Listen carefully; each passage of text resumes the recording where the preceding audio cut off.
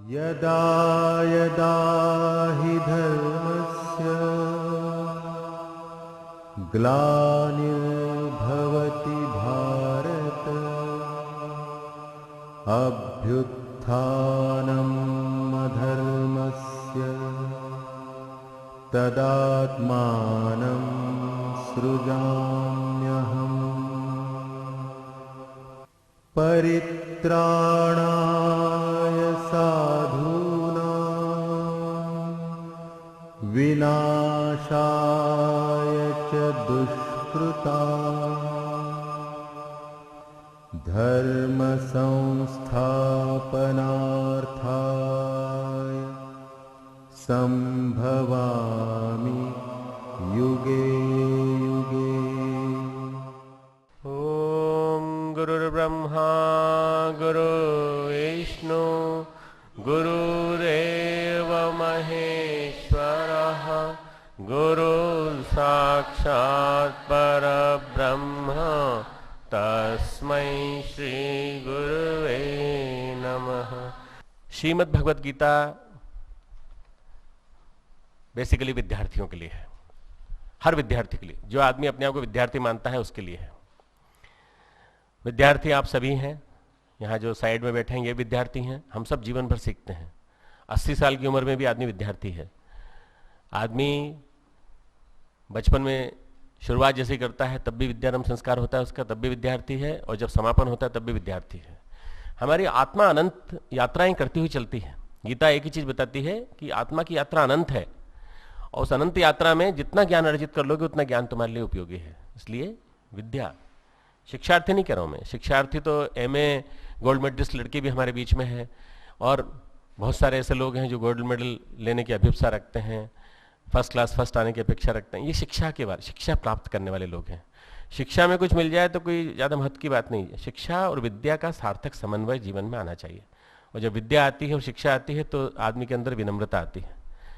जब विनम्रता आती है तो आदमी निरहंकारिता पैदा करता है। इसलिए विद्या का अर्थ है अपने जीवन में ऐसा भाव पैदा कर लेना, जिज्ञासा का भाव, अथा तो ब्रह्म जिज्ञासा।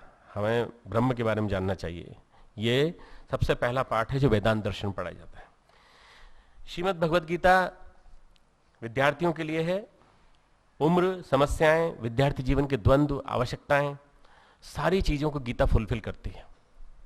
जितने भी विद्यार्थी जीवन के द्वंद्व हैं, कॉन्फ्लिक्ट्स हैं, जितनी भी परेशानियां हैं, उन सबको ये गीता पूरा करती है। इसलिए गीता को सुनना और गीता को सुन करके उसको जीवन में उतारना, यह द्वंद्वों का समाधान है, कॉन्फ्लिक्ट्स का रिजोल्यूशन है। एक प्रकार से हमारी जितनी भी परेशानियां हैं उन सबका उपचार है, चाहे वो शिक्षकों की हो और चाहे विद्यार्थी की हो, चाहे गृहस्थों की हो चाहे सन्यासियों की हो, और चाहे वो बच्चों की हो और चाहे युवकों की हो, सबकी समस्याओं का समाधान इसके अंदर है। हमारी सारी विद्याएं, सारे के सारे हमारे जो ग्रंथ हैं, ये शास्त्र परंपरा जो हमारी जितनी भी है, ये गुरु शिष्य परंपरा में जन्मी है। गुरु शिष्य परंपरा में जन्मी। गुरु ने बोला, शिष्य ने नोट किया, गुरु ने बोला, शिष्य ने सुन लिया, शिष्य ने सुन के याद कर लिया, याद करने के बाद अपने शिष्य से कहा, उसने अपने शिष्य से कहा। सुनते सुनते सुनते सुनते आज हमारे पास गीता का ज्ञान है। ये कैसे आया? श्रुति, सुनते सुनते। तो गीता क्या है? श्रुति। गीता समस्त उपनिषदों का सार है। गुरु के पास बैठकर जो उपदेश सुना जाए, आध्यात्मिक अनुभव सुने जाएं, गुरुमुख की जो वाणी है उसका नाम है उपनिषद। उप यानी पास, निषद यानी बैठकर प्राप्त किया हुआ ज्ञान। जिसने गुरु के पास बैठकर ज्ञान प्राप्त किया है, उपनिषद, उनका सार अगर है तो गीता है। सभी, व्यास जी कहते हैं सभी उपनिषदों का सार है गीता। श्रीमद् भगवद गीता का महात्म्य जो वेद व्यास जी ने लिखा है, सर्वोपनिषदो गावो, सर्वोपनिषदो गावो दोग्धा गोपाल नंदन, पार्थो वत्सः सुधीर भोक्ता दुग्धम गीता मृतम महत। अब ये संस्कृत बहुत ज्यादा कठिन नहीं है, मैं बताता हूं कैसे सरल कितनी है। सर्व उपनिषदो, संधि विग्रह कर दी, सर्वोपनिषदो, सर्व उपनिषदो गावो, सारे उपनिषद गाय हैं। गावो यानी गाय, सारे के सारे उपनिषद गाय के समान हैं, गौ माता के समान है। दोग्धा गोपाल नंदन, आपकी गीता में 6 नंबर का वो है श्लोक है श्रीमद् भगवद गीता महात्म्य के अंतर्गत। दोग्धा गोपाल नंदन, गोपाल नंदन श्री कृष्ण उसको दोहने वाले हैं, गाय को दोहने वाले गोपाल नंदन श्री कृष्ण है। पार्थो वत्स, पार्थ यानी अर्जुन, वत्स यानी बछड़ा। सिंपल है ना संस्कृत। गीता की संस्कृत धीरे धीरे इतनी सरल लगने लगेगी कि हमारे बच्चे आपस में गीता में संस्कृत में बात करने लगेंगे धीरे धीरे, अगर अच्छी बढ़िया बढ़िया बढ़िया बढ़िया अभ्यास हो गया तो। पार्थो वत्स, पार्थ यानी अर्जुन, प्रथा का पुत्र, प्रथा कुंती का नाम था। अर्जुन का कई नाम है। मैं एक बार बीच में एक जैसे आर्ट ऑफ लिविंग के तुम्हारे होते हैं ना प्रश्न पत्र होता है, ऐसे गीता का प्रश्न पत्र आएगा तुम्हारे पास। ऐसे ध्यान का भी इस बार प्रश्न पत्र मैं रखूंगा। जब गीता का प्रश्न पत्र रखूंगा तो पूछूंगा अर्जुन के कितने नाम हैं जो गीता में आए हैं, तुमको बताना पड़ेगा। भगवान कृष्ण के कितने नाम हैं जिसमें आए हैं, तुमको बताना पड़ेगा। इसमें पार्थो वत्स, पार्थ बछड़ा है। सुधी भोक्ता, सुधीर भोक्ता, सुधीर भोक्ता का मतलब होता है शुद्ध बुद्धि वाला श्रेष्ठ मनुष्य ही इसका भोक्ता है। सुधी यानी श्रेष्ठ बुद्धि वाला। अगर तुम्हारी बुद्धि कुबुद्धि है, दुर्बुद्धि है, कुधान्य खाते खाते गलत गड़बड़ा गई है तो तुम इसके भोक्ता नहीं हो। कौन भोक्ता है? शुद्ध बुद्धि वाला श्रेष्ठ मनुष्य इसका भोक्ता है। आगे लिखते हैं दुग्धम गीता मृतम महत, दुग्धम गीता मृतम महत। दुग्ध यानी दूध, गीतामृत यानी गीता का अमृत, और महत यानी महान। महान गीतामृत ही उस गौ का दुग्ध है। तो क्या हुआ? उपनिषद, सारे के सारे उपनिषद गाय के समान हैं। गाय को धोने वाले भगवान कृष्ण हैं, पार्थ अर्जुन बछड़ा है, और उसको दोहने का काम कौन कर रहे हैं? भगवान कृष्ण कर रहे हैं। और जो गीतामृत है, गौ का दुग्ध है, उसको पीने वाला कौन है? शुद्ध बुद्धि वाला मनुष्य। ठीक है ना? ये पहला जो श्लोक है समझ में आ जाने के बाद फिर हम आगे चल सकते हैं। हमारा जो गीता का शुभारंभ है वो विडंबना से है, बड़ी विडंबना, psychological conflicts. Gita itself is a text book of psychology. Gita अपने आप में मनोविज्ञान की पाठ्यपुस्तिका है। गीता स्ट्रेस मैनेजमेंट की पाठ्यपुस्तिका है। गीता योग विज्ञान की पाठ्यपुस्तिका है। गीता भारतीय संस्कृति की पाठ्यपुस्तिका है। गीता हमारे सारे के सारे जितने भी हम देव संस्कृत विश्वविद्यालय में पाठ्यक्रम चला रहे हैं उन सब का पूरा का पूरा समाधान है। अगर मैं कहूं कि सारी चीजों का समाधान अगर गीता में है तो आश्चर्य की बात नहीं है। भगवान कृष्ण गुरु हैं, शिष्य अर्जुन है। इस गीता में सारा संवाद चला तो संजय और धृतराष्ट्र के बीच में भी है, परंतु सारा संवाद चला है श्री कृष्ण और अर्जुन के बीच में। सभी ऋषियों संतों ने महत्व दिया है गीता को। आदि शंकर, निम्बार्क, हमारे वल्लभाचार्य, मध्वाचार्य, सभी ने गीता में एक ही बात प्रतिपादित की है कि गीता के माध्यम से हम भारतीय दर्शन को प्रतिपादित कर सकते हैं। विश्व के जनमानस में सर्वाधिक प्रभावित किया है किसी ने, किसी ग्रंथ ने, किसी व्यक्ति को, किसी महामानव को, किसी बड़े विराट समूह को, तो वह है गीता। 6 अरब व्यक्तियों में से यदि अधिकाधिक लोग किसी ग्रंथ से प्रभावित हैं तो बाइबल नहीं है, वो गीता है। वो गीता है। बाइबल का ओरिजिन केवल 1700 साल पुराना है और गीता 5000 साल से मार्गदर्शन कर रही है मानव मात्र का। भगवान कृष्ण ने एक बात कही है गीता के बारे में, सावधानी बरतने की दृष्टि से कह रहा हूं। 63वां श्लोक, अध्याय 18, 63वां श्लोक। इति ते ज्ञानम आख्यातम गुह्याद गुह्यतरम मया विमर्शेत दशेषेण यथेच्छसि तथा गुरु। गोपनीय से भी गोपनीय, अति गोपनीय ज्ञान मैंने तुझसे कह दिया, अब तू इस रहस्य युक्त ज्ञान को पूर्णतया भली भांति विचार कर, जैसे चाहता है वैसे ही कर। भगवान कृष्ण गीता के बारे में कहते हैं कि ये गोपनीय से भी अति गोपनीय ज्ञान है। ये कोई साधारण ज्ञान नहीं है, गोपनीय से भी गोपनीय ज्ञान है। ऑकल्ट साइंसेज है, ऑकल्ट पैरानॉर्मल साइंसेज है जो उन्होंने भगवान कृष्ण कहा है। और उन्होंने कहा कि ये जो तू मेरे में मन में वाला, तू मुझ में मन लगाने वाला हो जाए, मेरा भक्त बन जाए, मेरा पूजन करने वाला हो जाए, मुझको प्रणाम करे, तो तू मुझको ही प्राप्त होगा, क्योंकि तू मुझे अत्यंत प्रिय है। संपूर्ण धर्मों को छोड़कर, संपूर्ण कर्तव्य कर्मों को मुझ में त्याग कर तू केवल मुझ सर्वशक्तिमान परमेश्वर की शरण में आ जा, मैं तुझे संपूर्ण पापों से मुक्त कर दूंगा, तू शोक मत कर। एक शोक की स्थिति में, विषाद की स्थिति में गीता कही गई है अर्जुन को। विषाद की स्थिति में है अर्जुन, बहुत दुख की स्थिति में है, युद्ध की पृष्ठभूमि में खड़ा है। तो ऐसे में भगवान कृष्ण उससे कहते हैं कि तू समस्त शोकों से मुक्त हो जाएगा। जो उसका सबसे बड़ा टारगेट क्या है? शोक से मुक्त होना। दूसरा, उन्होंने कहा है, भगवान कृष्ण कहते हैं सर्वधर्मान परित्यज्य मामेकम शरणम व्रज अहम त्वाम सर्व पापेभ्यो मोक्षयिष्यामि मा शुच। समस्त पापों से मुक्त कर दे। गीता समस्त पापों से मुक्त कराती है। गीता शोक से मुक्त कराती है, शोक से अशोक की ओर, शोक से दुख की सुख की ओर, प्रसन्नता की ओर ले जाती है। हमारे अंदर के मन के शोक को दूर कर देती है और हमें समस्त पापों से मुक्त करा देती है। फिर क्या कहते हैं आगे भगवान कृष्ण, 67वां श्लोक 67th, तुझे यह गीता रूप रहस्यमय उपदेश किसी भी काल में न तो तप रहित मनुष्य से कहना चाहिए, न भक्ति रहित से, और न बिना सुनने की इच्छा वाले से ही कहना चाहिए। तथा जो मुझ में दोष दृष्टि रखता है, भगवान को ही जो आलोचना करता रहता है, भगवान बेकार है, भगवान को क्या आता है, भगवान कुछ नहीं है, भगवान को हम कुछ नहीं मानते, ऐसे दोष दृष्टि रखने वाले को उससे तो कभी भी नहीं कहना चाहिए। तो गीता किससे कही जा रही है? उनसे कही जा रही है जो तपस्वी हैं। आप लोग सब तपस्वी हैं, आप भक्ति वाले हैं, बिना सुनने की इच्छा वाले नहीं। आपके मन में सुनने की इच्छा है, इसलिए आप यहां बैठे हैं। तथा भगवान में दोष दृष्टि नहीं देखते, भगवान में हमेशा गुण ही गुण देखते हैं। जो समस्त प्राणियों में परमात्मा को देखता है, वो समस्त प्राणियों में गुण देखता है, दोष नहीं देखता। हम सभी व्यक्तियों के अंदर परमात्मा को मानकर यदि उनके अंदर गुण देखेंगे तो हम कभी गड़बड़ाएंगे नहीं। तो भगवान गीता को मैंने कहां से चालू किया? 18वें अध्याय से। क्यों? गीता की सुनने की शर्तें तो समझ लो, नहीं तो क्या हो जाएगा, कोई गलत आदमी सुन लेगा तो गड़बड़ हो जाएगी। वो गीता के मर्म को समझ ही नहीं पाएगा, अपने अपने हिसाब से अपने ले लेगा। तो गीता के मर्म को न समझ के, और उसके दोनों खिड़कियां बंद रहेंगी थ्रू आउट। अपने अगर एक खुली रखना है तो क्या करें? भगवान के प्रति प्रेम डेवलप करें।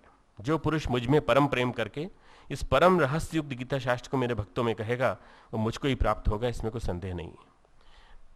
जो पुरुष 70वें श्लोक में कहते हैं, जो पुरुष इस धर्म में हम दोनों के संवाद रूपी गीता शास्त्र को पढ़ेगा, उसके द्वारा मैं ज्ञान यज्ञ से पूजित होऊंगा, ऐसा मेरा मत है। हम क्या कर रहे हैं? ज्ञान यज्ञ का शुभारंभ आज से, गीतामृत पान के माध्यम से, ज्ञान यज्ञ के माध्यम से भगवान की हम पूजा कर रहे हैं आज से। और भगवान की पूजा कर रहे हैं तो भगवान को याद करें, और भगवान को याद करके आगे बढ़ते हैं। महाभारत काल 5000 साल पुराना है। जो आकलन किया गया है उसके हिसाब से ऐसा पता चला है कि भगवान कृष्ण, उनकी डेट भी निकाल ली उन्होंने। डेट ऑफ टाइम तो नहीं निकाल पाए भगवान कृष्ण कितने बजे पैदा हुए थे, पर डेट ऑफ बर्थ निकाल ली उन्होंने भगवान कृष्ण की। पढ़ा होगा तुमने, जन्माष्टमी के आसपास ना पेपर में आया था। हिंदुस्तान की धरती पर कई आंदोलन हुए, बौद्ध आंदोलन हुए, जैन आंदोलन हुए। भगवान बुद्ध आए, महावीर आए 6ठी शताब्दी से पूर्व। उस 6ठी शताब्दी से पूर्व जो काल है उसको महाजनपथ काल कहा जाता है। महाजनपथ काल यह हमारे समय का सबसे महत्वपूर्ण काल है। बौद्ध मत, जैन मत, उसके अलावा उन्हीं दिनों समुद्रगुप्त के माध्यम से भारत हमारा चक्रवर्ती बना। उन्हीं दिनों हमारे देश में पुष्यमित्र आए, और उन्हीं दिनों हमारे देश में पातंजलि का आविर्भाव हुआ, चरक का आविर्भाव हुआ, सुश्रुत का आविर्भाव। भारतीय विज्ञान, ज्ञान विज्ञान और वेदों का ज्ञान जितना है, इसका क्रिया पक्ष पूरा के पूरा 6ठी शताब्दी से पहले आ गया था। कोई विचार जिंदा रहा उसके बाद तो गीता है, कोई विचार जिंदा रहा तो गीता है। बाकी सब धीरे धीरे काल के प्रवाह के साथ कमजोर पड़ते चले गए, तो कोई विचार जिंदा रहा तो वो था भगवत गीता।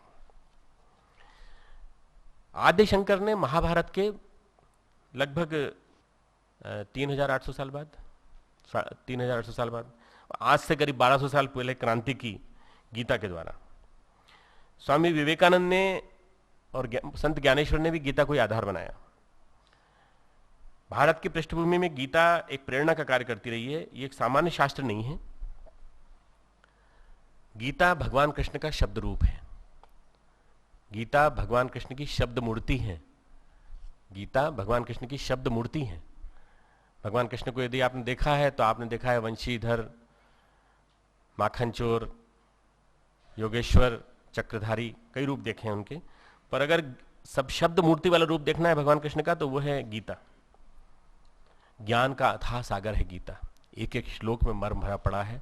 एक एक श्लोक पे ढेरों चीज लिखी जा सकती है। यदि हमने एक अंश भी जान लिया तो सब जान लिया। भगवान कृष्ण ने गीता ब्राह्मी चेतना में स्थित होकर कही है, सामान्य ज्ञान नहीं है। ब्राह्मी चेतना में स्थित होकर मनुष्य रूप में भगवान आए और मनुष्य रूप में स्थित होकर यादव कुल में जन्मे भगवान कृष्ण ने ब्राह्मी चेतना में स्थित होकर के बात कही है पूरी की पूरी। एक घटना सुनाता हूं।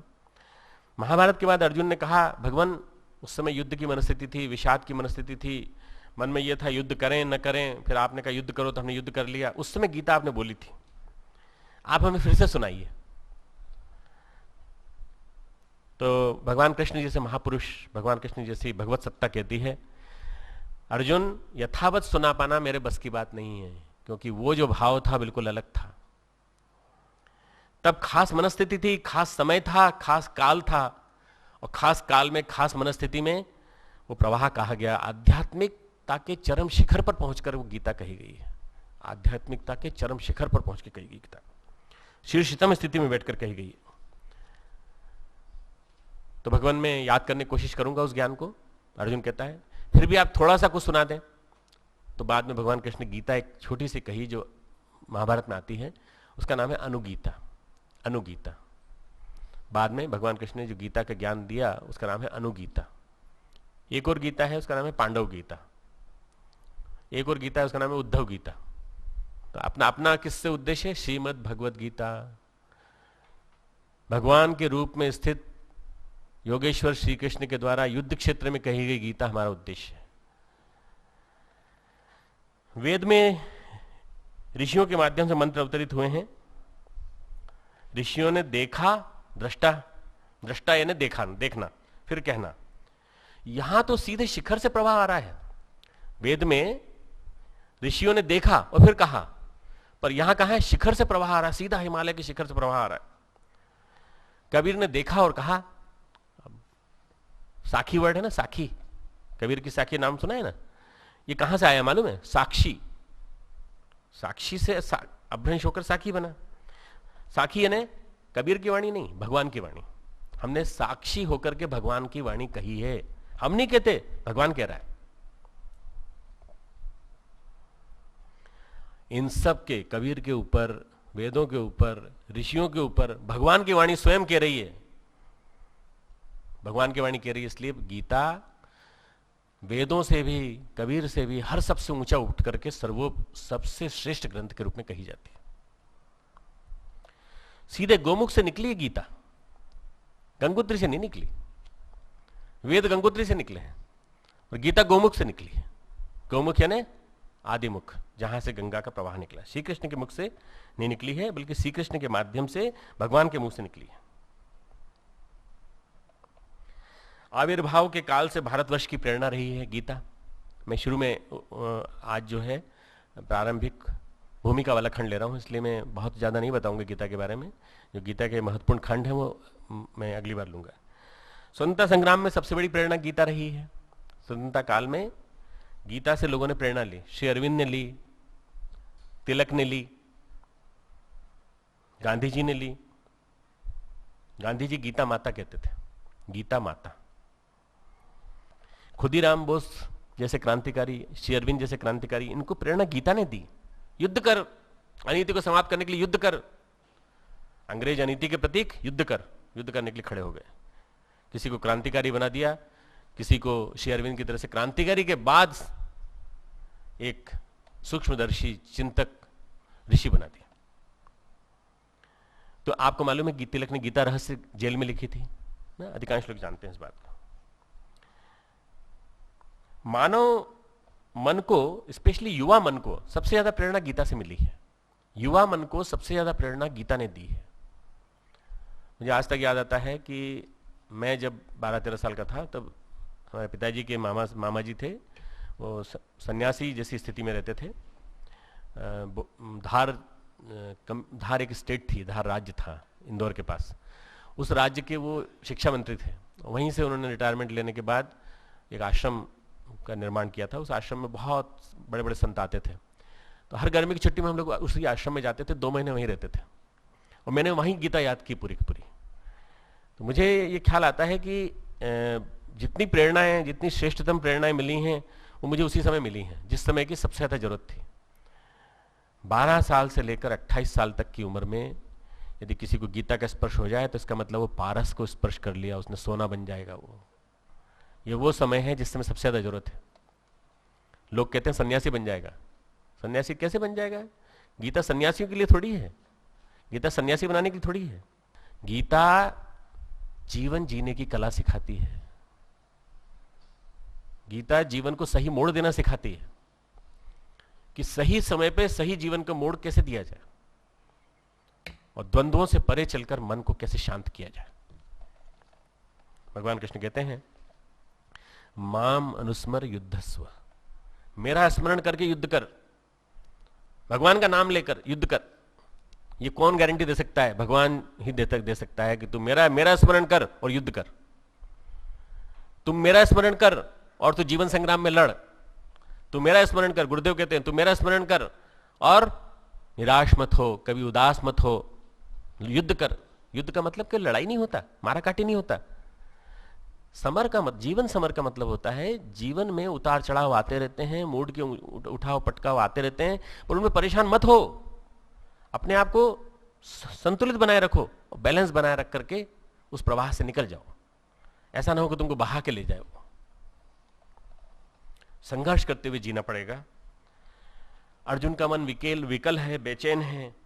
आज के मनुष्य का, युवा पीढ़ी का प्रतिनिधि है अर्जुन। सारे के सारे लक्षण समान है, बिल्कुल अर्जुन के लक्षण और हमारे लक्षण समान है। युवा दिग्भ्रमित है।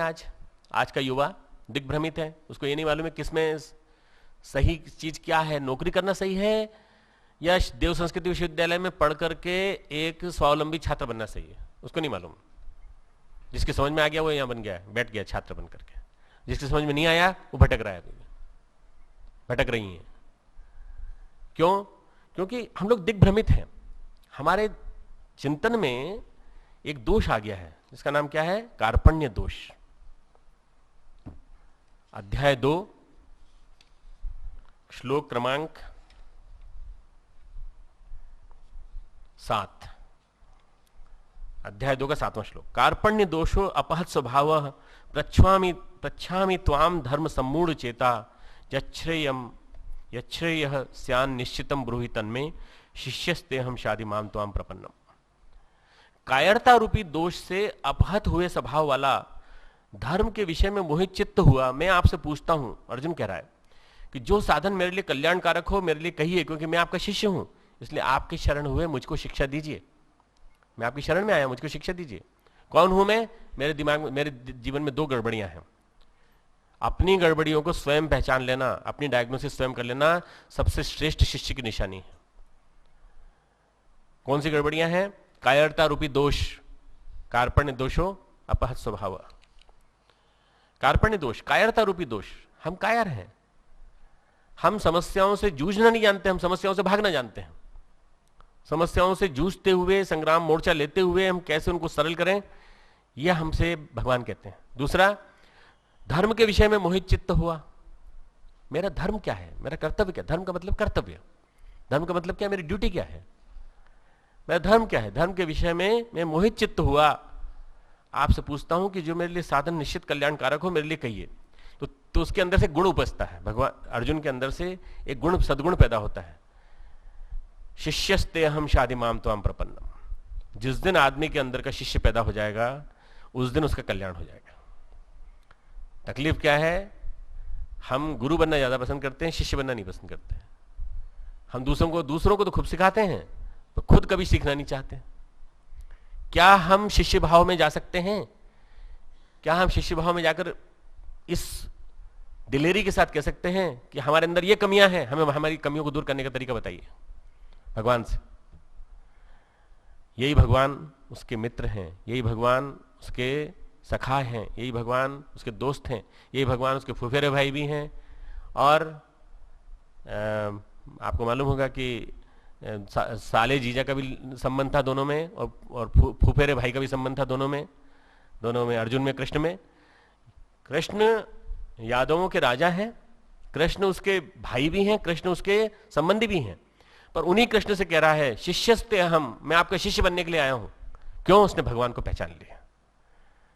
भगवान को पहचान लिया। भगवान को पहचान लेना, अपने दोषों को पहचान लेना और भगवान से फिर कहना कि मैं आपकी शरण में आया हूं। शरण में आना, शरणागति भाव सबसे बढ़िया भाव है। सारे तर्कों को पार करके जब आदमी शरण में चला जाता है, शिष्यस्ते हम शादी माम त्वाम प्रपन्नम, आपकी शरण में आकर के मैं आपसे पूछ रहा हूं कि मुझे क्या करना चाहिए। देखिए पहला अध्याय पूरा के पूरा भगवान कृष्ण चुप है, मौन है, एक भी अक्षर नहीं बोले। अर्जुन बोल रहा है, अर्जुन ही अर्जुन बोल रहा है। और दूसरे अध्याय में भगवान कृष्ण ने केवल 2 श्लोक कहे, ज्यादा नहीं बोले, केवल 2 श्लोक कहे, दूसरा और तीसरा बस। और दूसरे और तीसरे श्लोक में कुलबुला गया बुरी तरह से, अंदर से बाहर तक ऐसा बुरी तरह से बेचैन हो गया अर्जुन कि वो ये सारी बातें कह रहा है। और फिर कहता है कि अब आप मुझे शिक्षा दीजिए और मेरे शोक को दूर करिए। अगर आप मेरा शोक दूर कर देंगे तो मुझे अपने कर्तव्य का ज्ञान हो सकेगा। गीता को और आगे पढ़ेंगे, परंतु ये बात समझना बहुत जरूरी है कि आज का युवा कार्पण्य दोष से गुजर रहा है, आज का युवा इसी भाव से गुजर रहा है। शुद्रताओं ने अपहरण करके चित्त को विमूढ़ कर दिया है। शुद्रता छोटापन, शुद्र कामनाएं, शुद्र भावनाएं, छोटा दिमाग, छोटा चिंतन। हम भी एमबीए करके कहीं अच्छी बड़ी कंपनी में नौकरी करेंगे। आज की न्यूज बताऊं आपको मैं, एक बहुत बड़ी अच्छी न्यूज है कल की, हिंदू पेपर की। 15,000 एमबीए ने 30 प्यून की वो निकली है वॉन्ड्स सेंट्रल गवर्नमेंट में, 1500 रुपए से 3000 तक की। प्यून के लिए आवेदन किया है, उसमें 15,000 एमबीए हैं। कल्पना करिए क्या करोगे एमबीए करके? प्यून की नौकरी के लिए अप्लाई करोगे? अपने पर भी नहीं खड़े हो सकते? नहीं। धर्म सम्मूढ़ चेता, कार्पण्य दोषो, ये आज के युवा मन की समस्याएं हैं। उस नौकरी के लिए जिस नौकरी में तुमको कुछ नहीं मिलने वाला, जिसमें तुम्हें कुर्सी बैठने को मिल जाएगा, तुम नौकरी प्यून बन के खूब पैसे खाओगे, रिश्वतखोरी करोगे, बस वो उसी के लिए तुम इतना ज्यादा कर रहे हो। मतलब वो आश्चर्यचकित है कि 15,000 एमबी ने अप्लाई कैसे किया। और बाकी तो और संख्या तो बहुत बड़ी है, लगभग 3 लाख लोगों ने अप्लाई किया है 30 पोस्ट के लिए। कल्पना कीजिए कितने अनएम्प्लॉयमेंट, कितनी बड़ी प्रॉब्लम है हमारे देश की। हमारे जीवन में यदि 2 बातें आ जाएं, एक तो समर्पण और एक वो साहस जो हमें सीखने के लिए तैयार कर दे, साहस जो सीखने के लिए तैयार करते हैं, तो हमारा जीवन बदल सकता है, जीवन का सारा प्रवाह बदल सकता है। परम पूज्य गुरुदेव के सारे आंदोलनों की जड़, यदि हम देखें, रूट्स देखें गुरुदेव के जीवन के, गुरुदेव के आंदोलनों की जड़ के 2 मॉडल हैं, कुल मिला के 2 मॉडल हैं। आपको बताया गया होगा साइकोलॉजी क्लास में, फिर भी बता रहा हूं मैं। क्या है? मानव में देवत्व, धरती पर स्वर्ग। पूरे सारे के सारे मिशन का मूल क्या है बताइए? मानव में देवत्व, धरती पर स्वर्ग। यह हमारे मिशन के 2 जड़ें हैं, 2 मॉडल्स हैं। वैज्ञानिक परिप्रेक्ष्य में देखें, मानव में देवत्व का मतलब क्या होता है? साइको स्पिरिचुअल मॉडल, मानवीय विकास का psycho spiritual model, human development का साइको स्पिरिचुअल मॉडल, मनो आध्यात्मिक विकास। और धरती पर स्वर्ग क्या? Socio spiritual model. जो मानव में देवत्व है, साइको स्पिरिचुअल मॉडल, उसका मतलब क्या है? व्यक्तित्व का पुनर्निर्माण, व्यक्तित्व का पुनर्निर्माण। हम अपने व्यक्तित्व को पुनः निर्मित करें, पुनः विनिर्मित करें। बारंबार पुराना अभ्यास आड़े आ जाता है, मन नहीं लगता, नींद आ जाती है, और बार बार वही विचार मन में आते हैं, बार बार वही भावनाएं आती हैं, वही विचार आते हैं। यदि हम इस मॉडल को एग्जीक्यूट करेंगे तो हमारा स्वभाव आड़े आएगा, जो अर्जुन का स्वभाव है, कार्पण्य दोष हो। इस मॉडल को एग्जीक्यूट करने के लिए पुराने वाले स्वभाव को पहले मारना पड़ेगा।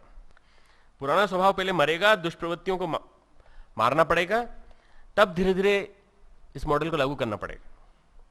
मरने पर हम नए सिरे से पैदा होंगे, पहले हमें मरना पड़ेगा, तब हम जिएंगे। पुराने स्वभाव को मारकर नया स्वभाव जिंदा करना। स्पिरिचुअल ह्यूमनिज्म वही ला सकते हैं जिन्होंने खुद जीवन में प्रयोग करके देखा हो। स्पिरिचुअल ह्यूमनिज्म, आध्यात्मिक मानववाद वही ला सकता है जिसने खुद जीवन में प्रयोग किया हो। उसके लिए फिर कोई धर्म, कोई संप्रदाय अलग नहीं है, सब संप्रदाय के लोग एक समान है, सारा वसुधैव कुटुंबकम का भाव आ जाता है। श्रीमद् भगवद गीता दोनों मॉडल्स पर बात करती है। Shrimad Bhagavad Gita psycho spiritual model पर बात करती है और सोशियो स्पिरिचुअल मॉडल पर बात करती है। श्रीमद् भगवद गीता को यदि इस साइकोलॉजी के पर्सपेक्टिव में पढ़ेंगे तो वास्तव में हम समझ सकेंगे कि हम कितने बड़े महान ग्रंथ को पढ़ रहे हैं। तो वास्तव में सही देखा जाए तो एक प्रकार से सांस्कृतिक पुनर्जागरण का समय है ये वाला। ये सांस्कृतिक पुनर्जागरण का समय है। श्रीमद् भगवत गीता कही गई आज से 5,000 साल पहले। उसके बाद एक बहुत बड़ा समय आया, बुद्ध का समय आया, महावीर का समय आया, आदि शंकर का समय आया, भक्ति युग आया, रीतिकाल आया, भक्ति युग आया। रीतिकाल का जस्ट एंटीडोट भी भक्ति युग आया। रीतिकाल ने कहा खूब नाच गाने होने चाहिए, मनोरंजन होना चाहिए। भक्ति युग ने कहा नहीं, भक्ति में उसको डाइवर्ट करो। दो चीजें एक दूसरे के अपोजिट डेवलप हुई। रीतिकाल भक्तिकाल के बाद योद्धाओं का काल आया। कौन सा आया? समर्थ गुरु रामदास शिवाजी, समर्थ गुरु प्राणनाथ छत्रसाल। उसके बाद विवेकानंद और रामकृष्ण परमहंस, पराकाष्ठा बिल्कुल। और उसके साथ साथ आए परम पूज्य गुरुदेव श्री अरविंद महर्षि, रमण महर्षि। महर्षि अरविंद 1937 की बात होगी, 37-38 की बात होगी। बैठे हुए थे, इवनिंग टॉक्स चल रही थी, बैठे बैठे बात कर रहे थे श्री माँ से कि भारत तो आज़ाद हो रहा है। देख, बात करने का तरीका देखिए दोनों का, कि 10 साल के अंदर श्री माँ ने उनसे कहा कि 10 साल के अंदर तो आज़ाद हो जाएगा, पर कौन शासन कौन करेगा? तो उन्होंने कहा वो फोटो का एनवलप लाओ तो जरा। तो कुछ फोटो रखे हुए थे उनके पास, तो फोटो का एनवलप निकाला ड्रॉर में से, उन्होंने सारे फोटो उल्टे रख दिए, जैसे कार्ड्स रखे जाते हैं ना, ताश के पत्ते। ऐसे ही उन्होंने श्री अरविंद ने ऐसा हाथ फेरा, उनमें से एक फोटो उठाया और ये दिखाया, ये आदमी प्रधानमंत्री बनेगा। 10 साल पहले निर्धारित हो गया कौन प्रधानमंत्री बनेगा, जवाहरलाल नेहरू का फोटोग्राफ था। इसका निर्धारण हो चुका है, विधि ने निर्धारण कर दिया है कि इसको प्रधानमंत्री बनना है। यानी सारी भविष्य की घटनाएं गर्भ में पहले से लिखी रहती हैं। तो फिर ये आज़ादी आ जाएगी क्या? श्री माँ ने सब जो शिष्य बैठे थे 8-10 उनके सामने, आज़ादी आ जाएगी? नहीं, वो राजनीतिक आज़ादी आएगी। सांस्कृतिक आज़ादी के लिए एक महामानव अभियान अपना चालू कर चुका है, अपनी अखंड ज्योति जला चुका है, अपना अखंड दीपक प्रज्वलित कर चुका है। वो सांस्कृतिक आज़ादी लाएगा और युवा शक्ति के सहारे लाएगा। कब तक आएगी? 2011-2012 के आसपास। ये सांध्य वार्ताएं जो उनकी इवनिंग टॉक्स हैं उसमें बातचीत हुई हैं। कब तक आ जाएंगी? गुरुदेव नहीं है, गुरुदेव के का स्थूल शरीर नहीं है, पर ये सारी की सारी वार्ताएं जो उसकी रिकॉर्डेड हैं वहाँ के श्री अरविंद आश्रम में, उन वार्ताओं से पता चलता है कि डायरेक्टली किसका रेफरेंस दिया जा रहा था? परम पूज्य गुरुदेव का। और ये कहा जा रहा था कि जो अखंड ज्योति है वो लिखी जा रही। 1937-38 में अखंड ज्योति शुभारंभ हो चुका था, अखंड ज्योति पत्रिका का शुभारंभ हो चुका था। अखंड ज्योति प्रज्वलित हो चुकी थी 1926 में। 11 साल बाद अखंड दीपक प्रज्वलित हुआ, अखंड ज्योति प्रज्वलित हुई। अखंड ज्योति धीरे धीरे बढ़ते बढ़ते बढ़ते आज इतनी बड़ी संख्या में सारे विराट जनमानस को प्रभावित कर रही है विभिन्न भाषाओं में। इससे पता चलता है कि सांस्कृतिक आजादी का आंदोलन हमारे हाथ में है, और वो गीता पढ़ने वाले आध्यात्मिक व्यक्ति ही कर सकते हैं सांस्कृतिक आजादी लाने का काम। क्योंकि गीता पढ़ने वाले श्री अरविंद, खुदीराम बोस राजनीतिक आजादी लेके आए थे, तो सांस्कृतिक आजादी हमको लानी है। मानव में देवत्व ला करके धरती पर स्वर्ग लाना है, तो गीता का आधार ही हमें बनाना पड़ेगा। हमें एक नई संस्कृति की रचना करनी है, देव संस्कृति की रचना करनी है, और सार्थक हल हमें गीता में मिलेंगे। सारे सार्थक हल समय समय पर मैं बताऊंगा कि आपकी इन परेशानियों का हल गीता में, इन परेशानियों का हल गीता में। मानवीय मन की और सामाजिक सारी जितनी समस्याएं हैं, उन सब समस्याओं का समाधान गीता में है। मानवीय मन का जितना गहन विश्लेषण गीता करती है उतना कोई नहीं करता। गीता कहती है 2 तरह की स्ट्रेस होती है। गीता स्वयं कहती है तनाव के 2 मुख्य आयाम बताती है गीता, यू स्ट्रेस और हाइपर, यू स्ट्रेस और डिस्ट्रेस। यू स्ट्रेस है ना कंस्ट्रक्टिव स्ट्रेस, और डिस्ट्रेस है ना डिस्ट्रक्टिव स्ट्रेस। जो डिप्रेसिव स्थिति में ले आए, जो हमें डिस्ट्रक्टिव तनाव की ओर ले जाए, वो डिस्ट्रेस, और जो कंस्ट्रक्टिव मोटिवेशन की ओर जो ले जाए वो यूस्ट्रेस। अर्जुन डिस्ट्रेस में था, अर्जुन को डिस्ट्रेस से यूस्ट्रेस में लाने का काम किया श्री कृष्ण ने। उसने क्या कहा? उसने भगवान से कहा मुझे दोनों सेनाओं के बीच में खड़ा कर दो। बहुत बढ़िया उसने बात कही है अर्जुन ने। पहले अध्याय में भगवान कृष्ण से कहा है, सेनयो उभयो मध्य रथम स्थापय में अच्युत। 20वां-21वां अध्याय का अंतिम लाइन, हे अच्युत, हे श्री कृष्ण, मेरे रथ को दोनों सेनाओं के बीच में खड़ा कीजिए। जो आदमी दोनों पक्ष को देख करके निर्णय लेता है वो बैलेंस्ड आदमी है, वो समत्व वाली स्थिति में आदमी है। और जो आदमी दोनों चीजों के बीच में खड़ा होकर के फिर अपना मूल्यांकन करता है, वो एक सही शिष्य है। दोनों सेनाओं के बीच में दोनों तरफ का मूल्यांकन करके कौरव और पांडवों के बीच में खड़ा करते हैं। तो भगवान कृष्ण कौन है? नीति पुरुष है। भगवान कृष्ण कौन है? कूटनीतिज्ञ है। भगवान कृष्ण कौन है? सुपरमैन है, सुपरमैन। समस्त जितने भी कलाएं हो सकती हैं उन कलाओं के अवतार है भगवान कृष्ण। भगवान कृष्ण क्या करते हैं? उस रथ को ले जाकर के खड़ा कर देते हैं दोनों सेनाओं के मध्य पर। कहां खड़ा करते हैं? द्रोणाचार्य और भीष्म पितामह के सामने, जानबूझ करके। और कहीं भी खड़ा कर सकते थे। द्रोणाचार्य भीष्म पितामह के सामने क्यों खड़ा करते हैं? द्रोणाचार्य इसके गुरु अर्जुन के, भीष्म पितामह उसके दादा। उन दोनों को देखते ही उसके होश गंवा बैठता है। दोनों को देखते ही वो डिस्ट्रेस में चला जाता है और सारे के सारे लक्षण उसके डिस्ट्रेस के पैदा हो जाते हैं। सीदंती मम गात्राणी, मेरे तो होठ सूख रहे हैं, मेरा तो सारा पसीना छूटा जा रहा है, मेरे तो हाथ से गांडियों तक खिसक रहा है। ये डिस्ट्रेस जो है, ये डिस्ट्रेस हम सबके जीवन में आती है। जहां हमने सामने परिस्थिति देखी हम परेशान हो जाते हैं। अर्जुन भी लगभग ऐसी स्थिति में है। दो तरह की स्ट्रेस और होती हैं, हाइपो स्ट्रेस और हाइपर स्ट्रेस। हाइपो स्ट्रेस है निठल्ला, निकम्मा, रस्टिंग आउट। और हाइपर स्ट्रेस है highly reactive, burnt out, getting burnt out. Life की सारी प्रॉब्लम्स का प्रतीक है अर्जुन। कभी तो वह हाइपो में जाता है, कभी हाइपर में चला जाता है। इन दोनों में स्विंग करता रहता है। तो हमारे जीवन की समस्त समस्याओं का एक प्रतीक है अर्जुन। हल करने वाले कौन है? श्री कृष्ण। मानव की समग्र प्रकृति का विश्लेषण करने की ताकत श्री कृष्ण में मौजूद है। आधुनिक जीवन में तनाव, कन्फ्लिक्ट, युवा मन की समस्या, कन्फ्लिक्ट रिजोल्यूशन, ये सारा का सारा गीता में मौजूद है। जैसा मैंने कहा ना कि मनोविज्ञान का सारा डिटेल्स अगर आप देखना चाहें तो इसमें मिलता है। गुरुदेव ने एक बात बहुत अच्छी कही है, मनोविज्ञान जहां समाप्त होता है वहां से अध्यात्म का शुभारंभ होता है। विश्व विचारकों में गुरुदेव का स्थान इसलिए सबसे सर्वोपरि हम मानते हैं कि उन्होंने कहा कि जहां मनोविज्ञान समाप्त होता है वहां से अध्यात्म चालू होता है। इसलिए मनोविज्ञान जानना बहुत जरूरी है अध्यात्म जानने के लिए।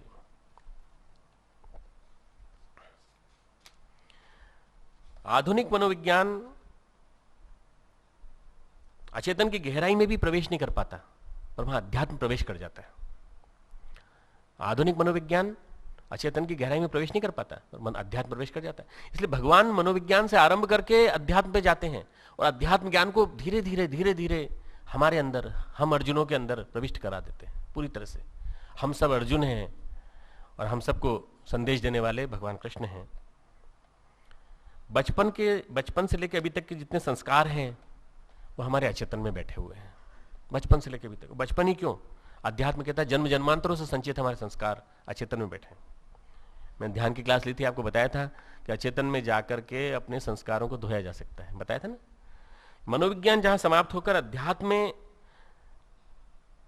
प्रवेश करता है वहां जीवन के सभी पहलुओं का विश्लेषण आरंभ हो जाता है।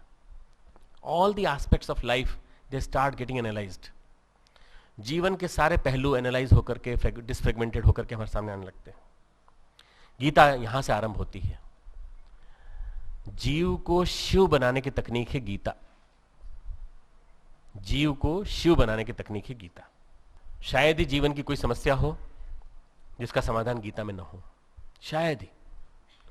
जितनी आज आपकी समस्याएं लेंगे, depression, anxiety, agitation, sexual frustration, conflicts, perversions, इन सब का समाधान गीता में है। शुरू से आखिर तक देख जाइए पूरा का पूरा। जो हम करेंगे, गहराई से चलेंगे उसमें, उसका जो ज्ञान है वो गीता है। आज भूमिका खंड था, आज गीता प्रारंभ नहीं की है। शांति पाठ करेंगे, भाव ये करेंगे कि हमें कण कण में शांति प्राप्त हो, हमारे हर अंतरंग में शांति मिले। इस धरती पे, अंतरिक्ष में, जल में, गगन में, वनस्पति में, औषधि में, सब में शांति शांति संव्याप्त हो। मन एकाग्र कर लें। ओम यो शांतिरंतरिक्षगुं शांति पृथ्वी शांतिरापः शांति औषधय शांति वनस्पतयः शांतिर्विश्वे देवा शांतिर्ब्रह्म शांति सर्वगं शांति शांतिरेव शांति सामा शांतिरेधि। ओम शांति शांति शांति सर्वारिष्ट सुशांति भवतु।